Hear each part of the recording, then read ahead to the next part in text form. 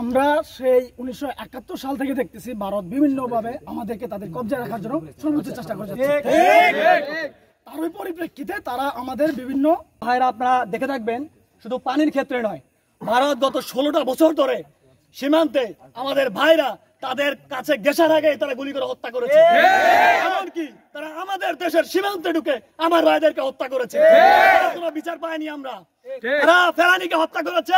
আমার দেশের সব সময় আমার দেশের ইলিশ তারা ভোগ করেছে, জনগণ ভোগ করতে পারে নাই। তাই ভারতকে আমরা এখান থেকে হুঁশিয়ারি দিয়ে বলতে চাই যে 16টা বছর ধরে তোমরা আমাদেরকে শাসন করেছো, শোষণ করেছো, সেই দিন শেষ হয়েছে। আমরা আমাদের ভাব তৈরি করে তোমাদেরকে পানিতে ডুবাবো ইনশাআল্লাহ।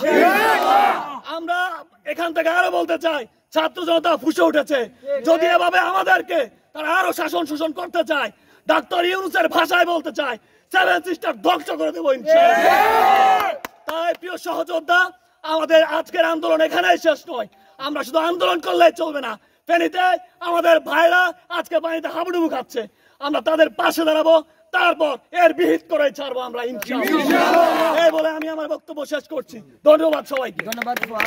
কোয়ালিটি সম্পন্ন আন্তর্জাতিক মানের still bar CSRM, committed for better still. নদী অঞ্চলগুলোতে আগে থেকেই তারা বাদ দিয়ে আমাদের নদী শাসন করার চেষ্টা করছে, এবং চেষ্টা করে তারা বাদ দিয়ে আমাদের নিম্নাঞ্চল, তারা আপস্ট্রিমে আছে, আমরা ডাউন স্ট্রিমে আছি। আমাদের পানি তারা আটকে রেখে আমাদেরকে খরার সময় খরায় রাখে, সব সময় আমরা পানি পাই না।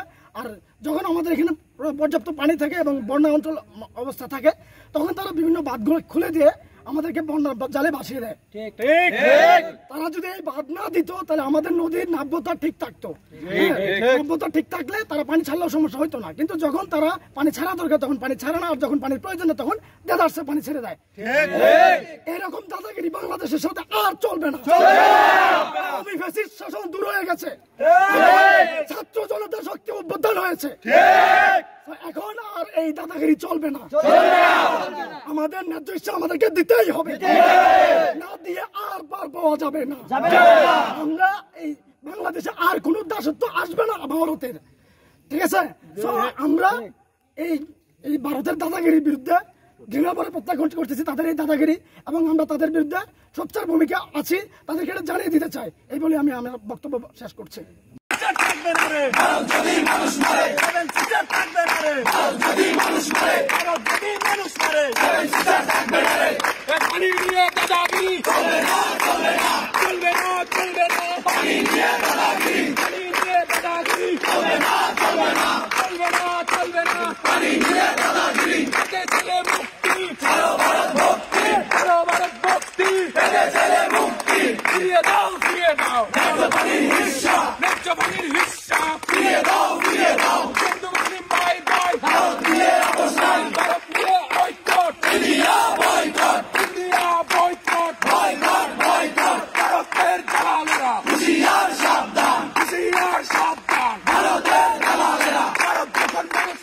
আপনার তোমার মনে পড়ে, আপনার তোমায় মনে পড়ে, ভারত যখন মানুষ মারে।